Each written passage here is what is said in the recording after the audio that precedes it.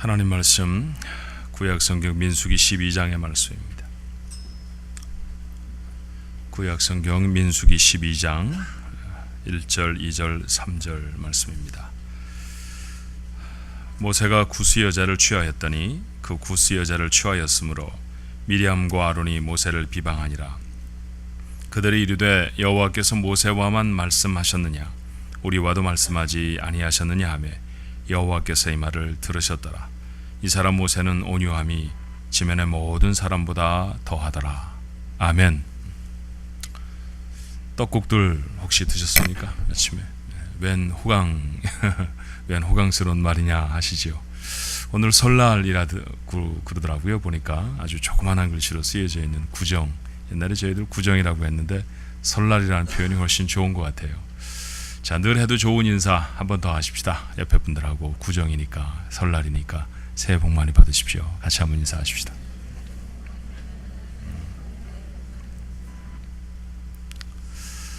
작년에 호기를 부려서 RV를 하나 빌렸습니다. 여름 휴가 동안에 아이들 다 때려 싣고 옐로스톤이라는 곳을 가려고 작정을 했죠. 멋있다는 얘기를 많이 들어서 꼭 한번 가보고 싶었습니다. 한 5시간이면 가겠지 그런 생각을 했어요. 왜냐하면 제 생각에 옐로스톤은 요세미티는 옐로스톤 옆에 있는 줄 알았습니다. 옐로스톤은 요세미티 옆에 있는 게 맞네요. 예. 그런데 지도를 보니까 여기서 1000마일을 가야 되더라고요. 어마어마하게 먼 거리인 것 지도를 보고 처음 알았습니다. 그래서 상세하게 다시 찾았죠. 어디서 쉬어야 하고 얼마만큼 가서 기름을 넣어야 하고 제법 한참 계획을 세워야 했습니다. 돌아오고 나니까 가는 길 오는 길 뭐 여기저기 돌아다닌 것 다 해서 3000마일이나 되는 어마어마한 여행을 하고 말았습니다만, 종종 여행을 떠날 때 저만 그러는 것 아니죠. 처음 가보는 곳 가려고 하면 지도 찾아봐야 하는 게 맞습니다. 페이퍼 맵을 보든지 아니면 구글 맵에 들어가서 내가 가야 할 곳이 어디쯤 있는지 보는 것 당연한 것이죠. 또 좀 재미있게 여행하려고 하면 갔다 온 사람들한테 물어보는 것도 괜찮습니다. 어디에 가면 좋습니까? 어디가 멋있습니까? 가다가 어떤 식당에서 밥 먹어야 괜찮나요? 이런 거 묻죠. 다 해보신 일입니다. 왜 그렇게 할까요? 왜 우리는 지도를 보고 왜 갔다 온 사람들에게 갔을 때 어떻게 갔느냐고 물어보는 것일까요? 한 가지로 줄여서 좁혀서 대답해 보면요, 여행을 쉽게 하려고 하는 것입니다. 실수하지 않으려고, 재미있게 여행하려고. 그렇죠? 인생이라는 여행을 살아가면서도 같은 얘기를 할 수 있어야 할 것 같습니다. 앞에 살아갔던 사람들 어떻게 살아갔는지, 그들이 어떤 실수를 했으며 그들이 어떻게 행복했는지, 무엇 때문에 괜찮은 여행이 되어졌는지 돌아보는 건 우리에게 참 중요합니다. 자, 지난주에 우리는 인생 여행을 쉽게 하는 방법 하나를 보았죠. 권위를 인정하는 것이었습니다. 권위, 하나님이 세우신 권위, 그건 인정이 안 되면 고단해지는 여행입니다. 그러므로 여러분의 곁에 세우신 하나님이 세우신 권위를 인정하는 것, 그것이 여행을 쉽게 하는 방법의 하나임을 보았습니다. 그러고 보니까 민수기에 기록된 이스라엘의 여행이 가르쳐주는 또 하나의 비결이 있더라고요. 사건의 순서로는 이미 조금 지난 일입니다. 그렇지만 다시 한번 돌아가서 민수기 12장이라는 곳으로 다시 돌아왔죠. 다시 한번 생각해 보려고 합니다. 민수기 12장은 별로 길지 않은 성경인데 그 전체는 모세의 재혼으로 인해 야기된 사건을 기록하고 있습니다. 아직도 가데스 바네아, 즉 팔레스타인 접경 지역에 이르지 못했을 때입니다. 안타깝게도 어려운 시간 모세와 함께 해주었던 아내 십보라가 세상을 떠났습니다. 모세에게는 아내가 필요했고 다시 얻은 아내는 오늘 성경의 말씀 보니까 구스 여자였다, 그렇게 적지요. 구스라는 곳은 지역의 이름입니다. 그것은 아프리카, 에티오피아와 아라비아 반도, 아시리아 지역 등에 널리 퍼져서 살던 함족의 후예들입니다. 검은 피부를 갖고 있던 사람들, 그 사람들 민족, 또 그 사람들이 살던 곳, 그곳을 가리켜 구스라고 했죠. 이집트에 거주하던 이들이 모세를 따라서 출애굽한 것 같아요. 그리고 이스라엘 백성 속에 섞여서 살았을 것입니다. 모세는 그 중에 한 여자와 재혼을 한 것이죠. 당시의 기준으로 볼 때 재혼이라는 것이 크게 문제될 것도 없었고 80세가 넘은 모세에게 이스라엘 백성을 인도하기 위해서는 아내의 도움이 꼭 필요도 했을 것입니다. 그런데 문제는 그 여자가 구스 여자였다라는 데 있죠. 그리고 그 문제를 제기한 사람은 모세와 가장 가까운 사람들이었습니다. 다름 아닌 자신의 누나였던 미리암과 형이었던 아론입니다. 그들은 그들의 비난은 아내를 얻어도 또 하필이면 이방 여인이어야 하느냐 이런 것이었을 것 같아요. 왜냐하면 모세의 첫 번째 아내였던 십보라도 사실은 유대인은 아니었지 않았습니까? 그리고 왜 하필이면 꼭 새까만 여자하고 결혼을 해야 하느냐 그런 얘기였죠. 그러나 그들의 비난의 배후에는 시기심이 있었습니다. 본문 2절이 우리에게 그걸 보여주죠. 그들이 이르되 여호와께서 모세와만 말씀하셨느냐 우리와도 말씀하지 않으셨느냐. 그러니까 우리나 모세나 다를 게 없는데 모세가 너무 잘난 척하는 것 같다 이런 얘기인 것 같아요. 사실 모세는 이 두 사람에 있어서는 동생입니다. 세 사람 중에 그것도 막내죠. 미리암의 입장에서 보면 자기 때문에 생명을 건졌던 핏덩이입니다. 그렇잖아요. 갈대상자에다 넣어놓고 나일강에 띄워놓고서는 공주가 그것을 건져 올릴 때까지 갈대숲에 숨어서 보았던 이가 미리암이지 않았습니까? 그러니까 나이 차이가 퍽 되었을 것이고 늘 미리암의 마음엔 저건 나 때문에 산 생명 이런 마음이 아마 있었을 거예요. 그런데 그런 동생이 지금은 이스라엘 전체를 호령합니다. 다른 사람은 몰라도 말이죠. 이 모세의 누나였던 미리암과 모세의 형이었던 아론은 모세의 리더십을 인정하기가 어려웠던 것 같아요. 그러나 마침 동생이 실수를 한 것 같습니다. 재혼을 했고 구스 여자, 까만 여자와 결혼을 한 것입니다. 쌓였던 불만이 터져나오죠. 하나님이 세우신 권위를 인정하지 않겠다라는 것이었습니다. 우리가 이미 생각해 본 것이지만 이렇게 살면 하나님이 세우신 권위를 인정하지 않기로 작정하면 그때부터 인생이 고달퍼집니다. 어떤 일이 생겼을까요? 민수기 12장 2절의 말씀에 보니 하나님이 그들의 불평을 들으셨습니다. 그들이 이르되 여호와께서 모세와만 말씀하셨느냐 우리와도 말씀하지 아니하셨느냐 하며 여호와께서 이 말을 들으셨다. 우리말에 이런 말이 있습니다. 낮말은 새가 듣고 밤말은 쥐가 듣는다. 낮이나 밤이나 말하면 누구라도 듣는다 그런 뜻인데 사실은 새나 쥐가 들어야 걱정할 게 하나도 없습니다. 새가 듣는다고 무슨 문제가 생기겠으며 쥐가 내 말을 듣는다고 해서 무슨 사건이 저한테 일어나겠습니까? 그런데 이 말은 사실은 그런 뜻이 아니죠. 우리의 말은 하나님이 들으십니다. 우리가 생각 없이 쏟아내는 모든 말들을 하나님이 들으신다라는 것이죠. 그리고 들으신 하나님이 세 남매를 불러 세우셨어요. 그러고 나서 모세와 하나님이 얼마나 특별한 관계에 있었는지를 말씀하십니다. 하나님의 얼굴을 대면해 말하는 사람은 이 세상에 모세 하나밖에 없다라는 것이죠. 그만큼 모세는 특별한 권위의 사람이라는 것입니다. 하나님은 모세가 누구와 결혼했는지 그것이 첫 번째 결혼이었는지 두 번째 결혼이었는지에 관해서 한마디도 언급하지 않으십니다. 그것이 설령 잘못이라 할지라도 이유를 막론하고 하나님이 세우신 그를 비방하는 건 잘못된 것이라는 거죠. 엄중하게 말씀하십니다. 화를 내시고 그들을 떠나셨어요. 자, 하나님이 화가 나시면 이건 굉장히 큰 문제입니다. 미리암에게 엄청난 형벌로 임하죠. 그녀는 문둥병에 걸려버렸습니다. 당시의 문둥병은 거의 치료가 불가능한 병이에요. 고름이 납니다. 냄새가 진동을 합니다. 팔다리가 뚝뚝 잘라져 나갑니다. 끔찍한 병이었죠. 전염성이 얼마나 강한지 백성들 속에서 섞여 살 수 없었습니다. 격리되어져야 했습니다. 그래서 사람들은 이 어마어마한 병이 하나님이 사람들에게 주시는 형벌이라고 생각했죠. 그런데 미리암의 문둥병을 성경은 이렇게 표현해요. 민수기 12장 10절에 미리암은 나병에 걸려 문둥병이죠. 눈과 같더라. 사실은 눈이라는 것이 성경에 부정적으로 쓰인 것은 이곳밖에는 없지 않나 하는 생각이 들 정도입니다. 눈, 하얀색이 되어졌다는 얘기죠. 눈처럼 휘어져 버렸다라는 뜻입니다. 어쩌면 미리암의 비난은 구스 여인의 피부색으로부터 시작됐는지 몰라요. 결혼을 하려고 하면 피부가 하얀 사람이랑 해야지 이런 얘기였을 거예요. 하필이면 고른다는 게 새까만 여자를 골라서 도대체 어떻게 하겠다는 거야 이런 얘기였죠. 어쩌면 자기가 하얗기 때문에 그런 얘기를 했을지 모릅니다. 눈가를 검다고 비난했던 미리암을 하나님은 더 희게 하십니다. 희어짐이 결코 자랑일 수 없다는 것이죠. 희다는 것이 검은 것보다 훨씬 더 고통스럽고 부끄러울 수 있다고 하나님은 말씀하시는 것 같습니다. 사랑하는 주안가족 여러분, 누군가를 너무 쉽게 비난하지 않도록 하십시다. 우리가 그보다 더 큰 부끄러움을 당할 수도 있기 때문입니다. 여러분이 너무나 잘 아는 말씀이 있죠. 마태복음 7장 1절로 2절은 주님이 가르치신 말씀입니다.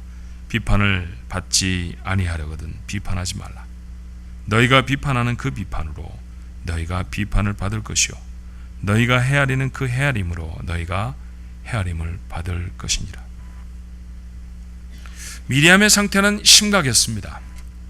아론의 절규를 성경은 기록합니다. 민수기 12장 12절이죠. 그가 살이 반이나 썩어 모태로부터 죽어서 나온 자같이 되지 않게 하소서. 살이 반이나 썩어버렸습니다. 썩어서 냄새가 나는 자가 되어버렸습니다. 참담한 상황입니다. 자, 이런 사건 앞에서, 이런 비난 앞에서, 그런데 정작 모세는 어떠했을까요? 가장 믿어왔던 사람들입니다. 사람들 몇몇이 모세에게 손가락질을 하는 것 한두 번 겪어본 것 아닙니다. 그것 이제까지 잘 견뎌왔죠. 그런데 다른 사람들이 다 등을 돌려도, 다른 사람들이 다 손가락질을 해도 절대로 자기를 비난하지 않을 거라고 철석같이 믿은 사람이 있다고 하면 이 두 사람입니다.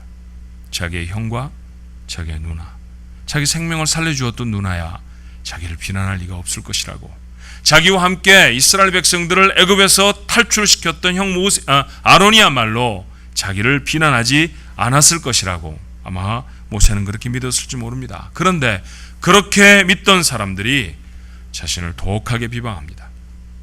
섭섭했을 수도 있죠. 마음이 상했을 수도 있습니다. 재미난 교훈 하나 우리 마음에 심고 갈까요? 제가 종종 표현하는 말 중에 하나인데, 우리말에 믿는 도끼가 발등을 찍는다 이런 말이 있죠. 그죠? 발등을 찍는 도끼는 반드시 믿는 도끼가 찍습니다. 믿지 않는 도끼에 발등을 상하는 경우가 없지요. 인생을 살아가며 그래요. 누군가 참 믿었는데 저 사람은 참 괜찮을 것 같은데, 저 사람은 내 편일 것 같은데, 그 사람이 어느 날 등을 돌리는 서늘한 사건들을 경험할 수 있습니다. 그것이 인생이라고 오늘 성경은 우리에게 말하고 있는지 몰라요. 그런데 여러분, 이런 어려운 상황 속에 모세의 태도가 정말 교훈이 되어집니다. 모세가 아무 말도 하지 않습니다. 여러분, 지난번에 민족적으로 사람들이 모세의 권위에 대적했을 때에는 모세가 그들 앞에 서서 그들을 나무랬었습니다. 나라를 지켜야 했다라는 명분이 그에게 있었던 것 같아요. 그렇지만 지금은 정말 사사로운 문제입니다. 자기 결혼의 문제이죠. 모세가 한마디도 말하지 않습니다. 그리고 도리어 정말 간절히 미리암을 위해서 하나님 앞에 기도합니다. 민수기 12장 13절에 모세가 여호와께 부르짖어 이르되 하나님이여 원하건대 그를 고쳐주옵소서.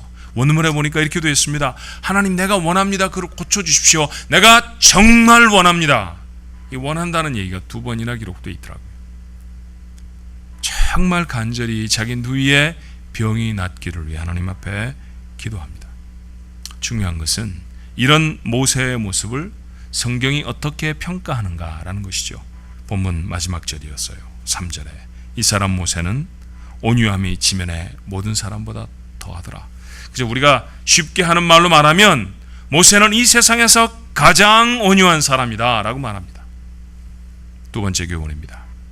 인생을 정말로 쉽게 살아갈 수 있으려고 하면, 인생이란 여행이 행복해지려고 하면 온유한 자가 되어져야 합니다. 온유한 자에게 하나님은 평안한 인생을 허락해 주실 줄로 믿습니다. 운전을 하다 보면 누군가가 굉장히 위험스럽게 자기 앞에 턱 끼어드는 경우, 여러 번 경험해 봤을 것입니다. 자, 이런 경우에 우리가 보일 수 있는 반응이 두 가지입니다. 하나는 그 사람보다 훨씬 더 빠른 속도로 가서 그 사람이 했던 것보다 훨씬 더 과격한 모습으로 그 사람의 차 앞을 척 막아서는 것이죠. 아니면 손가락 중에 가장 긴 손가락을 치켜 들든지 말입니다. 더 심하면 창문을 열고 막 욕을 해줄 수도 있을 것입니다. 정말 화가 난 사람 먹던 컵을 집어던지는 사람도 있습니다. 자, 이렇게 막 화를 낼 수 있는 방법이 한 가지 반응일 거예요. 두 번째 반응은 어떤 걸까요? 바쁜가 봐, 화장실을 찾는가 보지, 그렇게 말하며 그 사람을 앞에 보내고 뒤따라오는 사람이 있습니다. 자, 두 가지 여러분 다 해보셨을 거예요. 전 두 가지 다 해봤습니다. 항상 두 번째만 하는 사람은 제가 이렇게 얼굴 보니까 한 분도 안 계시는 것 같아요. 가끔씩 막 끼어들기도 합니다. 막 신경질 되기도 하고, 여러분 다 그렇게 경험이 있을 것 같아요. 그런데 두 가지 다 해본 여러분이라 답할 수 있을 것입니다. 어느 때가 더 편안했었습니까? 교회 오는 길에 만약 그런 사건을 경험했다고 하면 교회에 와서 어떤 때 마음이 더 평안합니까?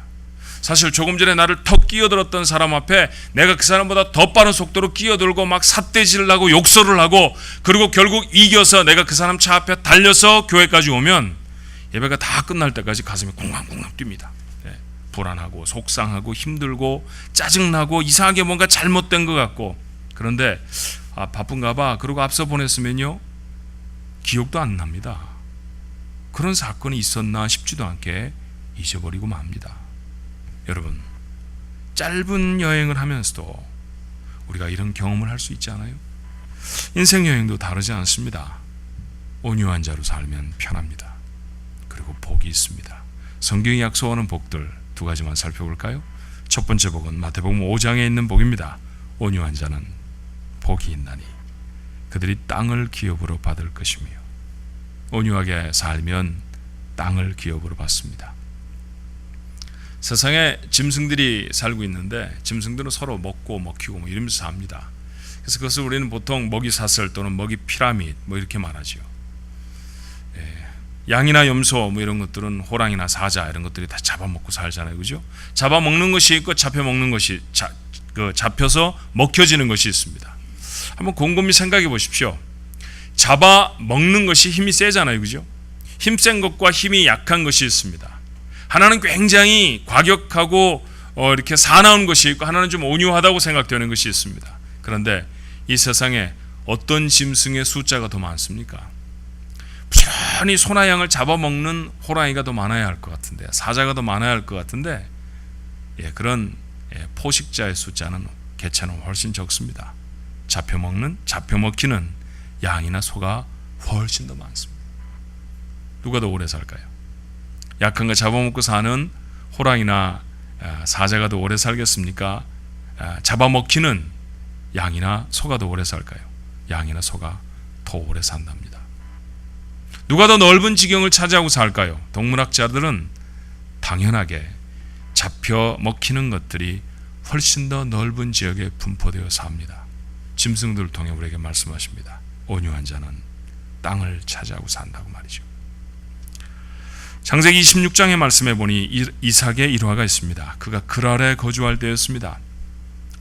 목축을 하며 살아갔으니까 물이 가장 소중했겠죠. 그래서 물을 얻을 방법을 얻어야 하는데 마침 그곳에 아버지 아브라함이 팠던 우물이 있었습니다. 그래서 그것을 다시 파서 사용을 했어요. 그런데 그 동네에 살던 그랄의 목자들이 와서 시비를 겁니다. 이거 우리 땅에 있으니까 우리 거라고 말이죠. 이럴 때 어떻게 해야 합니까? 그 땅에 있으니까 그 사람 거라고 내줘야 합니까? 아니면 자기 아버지가 와서 그 땅에 판 우물이니까 아버지가 판 우물 내가 쓰는데 무슨 잘못이냐고 따져야 옳습니까? 우리 같으면 보통 따집니다. 그렇죠? 우통을 벗어 제키고 집 안에 있는 모든 장정들 다 끌고 나와서라도 한바탕 해보고, 그 우물이 얼마나 소중한데 지켜야 할 것 같잖아요. 그거 뺏기면 굉장히 자존심 상하고 그럴 것 같습니다. 그런데 이삭은 이렇게 했습니다. 창세기 26장 20절로 21절에 그랄의 목자들이 이삭의 목자와 다투어 이르되 이 물은 우리의 것이라 하며 이삭이 그 다툼으로 말미암아 그 우물 이름을 에색이라 하였으며 또 다른 우물을 팠더니, 또 다른 우물을 팠습니다. 그들이 또 다툼으로 그 이름을 신나라 했다라고 했어요. 자, 다른 우물을 팠습니다. 여러분, 중동 지방에서 우물 하나 파기가 얼마나 어려울까요? 한국에서 사실 아무데나 파도 우물이 나왔다고 그래요. 그런데 중동 지방은 수맥을 찾지 않으면 아무리 깊이 땅을 파고 내려가도 물을 얻을 수 없습니다. 그리고 보통 깊이로 우물을 파봐야 물을 얻을 수가 없죠. 수맥을 찾고 그리고 굉장히 깊이 있게 파내려가야 겨우 얻는 그 물입니다.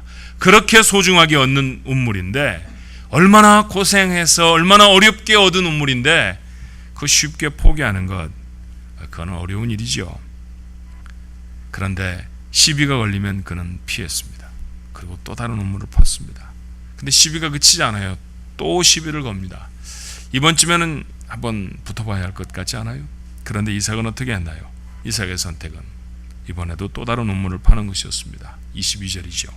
이삭이 거기서 옮겨 다른 우물을 팠더니 그들이 다투지 아니하였으므로 그 이름을 르호봇이라 하여 이르되 이제는 여호와께서 우리를 위하여 넓게 하셨으니 이 땅에서 우리가 번성하리로다 하였더라. 성경의 표현이 참 재밌습니다. 여호와께서 우리를 넓게 하셨다 말합니다. 이삭은 세 차례나 도망한 것이 아니라는 것이죠. 하나님이 그에게 허락해 주신 지경을 넓혔다라는 것입니다. 사랑하는 주안가족 여러분, 난 여러분이 인생 여행을 행복하게 했으면 좋겠습니다. 좀 쉽고 좀 재미나게 할 수 있었으면 좋겠습니다. 성경은 오늘 약속합니다. 온유한 자는 땅을 얻을 것입니다. 온유하게 사십시오. 하나님이 여러분의 지경을 넓히실 줄로 믿습니다. 두 번째 약속은 쉴 수 있습니다. 마태복음 11장 28절로 29절은 또 다른 유명한 말씀이죠. 수고하고 무거운 짐진 자들아 다 내게로 오라. 내가 너희를 쉬게 하리라. 나는 마음이 온유하고 겸손하니 나의 멍에를 메고 내게 배우라. 그리하면 너희 마음이 쉼을 얻으리니. 무거운 짐을 지고 수고하는 것이 우리의 인생 여행길입니다. 그런데 주님은 의외의 복음을 주셔요. 내가 쉬게 하리라. 그 쉼의 방법이 무엇입니까? 온유함과 겸손함의 멍에를 매는 것입니다. 더 쉽게 말하면 온유하게 사는 것입니다. 온유하게 짐을 달게 지면 주님의 허락하시는 쉼이 그곳에 있을 것이다 라는 것이죠. 살아가면서 우리는 종종 감당하기 어려운 일들을 만납니다. 그럼 이런 불평이 마음에 생겨요. 내가 도대체 뭘 잘못해서 이런 어려운 일을 겪어야 합니까? 우리 중에 몇몇 사람들은 감당하기 어려운 사람들을 돌봐야 합니다. 중환병에 걸려서 치유에 희망이 없는 그런 가족을 돌봐야 하는 사람이 있습니다. 아무리 도와주어도 감사하다는 말도 모르고 계속해서 문제만 일으키는 형제를 끊임없이 도와주어야 하는 사람도 있습니다. 그럴 때 우리는 다시 질문하죠. 내가 왜 저 사람을 책임져야 합니까? 내가 왜 저 사람을 돌봐야 합니까? 모두가 다 하지 않는 일을 나만 꼭 해야 하는 것 같을 때가 있습니다. 다시 묻죠. 왜 꼭 나만 이 일을 해야 합니까? 우리 마음에 늘 담고 사는 불평스러운 질문입니다. 그러나 확실한 것 하나는 아무리 이렇게 불평을 들어놓아도 문제가 해결되는 경우가 없습니다. 결코 쉼을 얻을 수가 없지요. 온유한 사람은 이렇게 하지 않습니다. 사랑하는 성도 여러분, 우선 주어진 짐을 지십시오. 그거 풀어놔 봐야 여러분에게 맡겨놓은 짐이면 남이 절대로 안 져줍니다. 여러분이 짊어져야 합니다. 아무런 핑계도 대지 말도록 하십시다. 하나님이 아시는 짐이라고 하면, 하나님이 내게 짊어지운 짐이라고 하면 지고 가는 방법도 알려주시겠지. 그런 믿음 하나만 가지고 짊어지십시다. 그리고 왜 하필 납니까? Why me? 라고 묻지 말고 어떻게 할 수 있습니까? How to do it? 내가 어떻게 하면 이것을 할 수 있습니까? 그렇게 물으십시다. 주님은 오늘 약속하시죠. 내가 쉽게 한다. 이 말씀 못 믿으면 믿음 있는 삶이라고 못 하잖아요. 짐이 없을 때 쉬워지는 것이 아니라 믿음을 갖고 짐을 짊어질 때 쉼이 있다는 사실을 여러분 놓치지 않아야 합니다. 그 은혜를 만나는 사람이 수고하고 무거운 짐을 지고도 쉴 수 있는 줄로 믿습니다. 자꾸 짐을 벗어버리려고 하지 말고 온유함으로 여러분의 짐을 달게 해주십시오. 그러면 쉼은 하나님이 주십니다. 여행은 이렇게 돼야 쉽고 즐겁습니다. 시편 말씀 한마디로 설교를 마치려고 합니다. 37편 11절의 말씀이죠. 온유한 자들은 땅을 차지하며 풍성한 화평으로 즐거워하리로다. 온유함으로 인생을 사는 사람에게 하나님은 행복한 인생 여행을 약속하십니다. 여러분 모두가 그 인생을 감당하게 되기를 주님의 이름으로 축원합니다. 기도하십시다.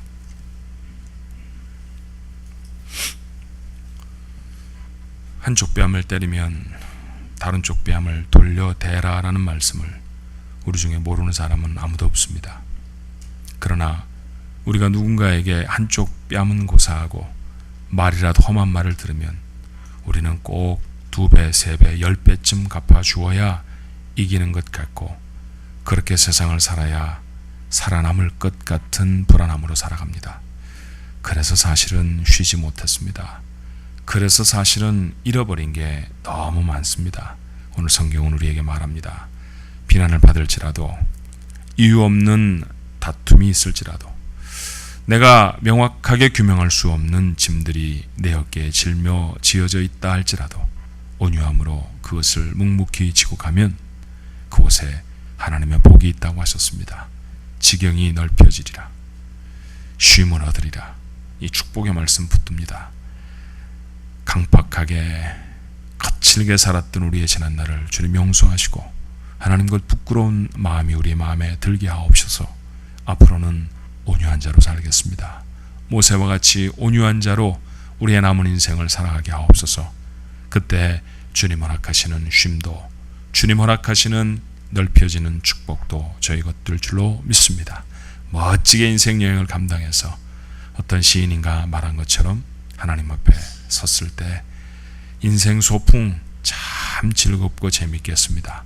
그렇게 말할 수 있는 행복한 사람들 되어지도록 하나님 도와주옵소서. 예수님 이름으로 간절히 기도하옵나이다. 아멘.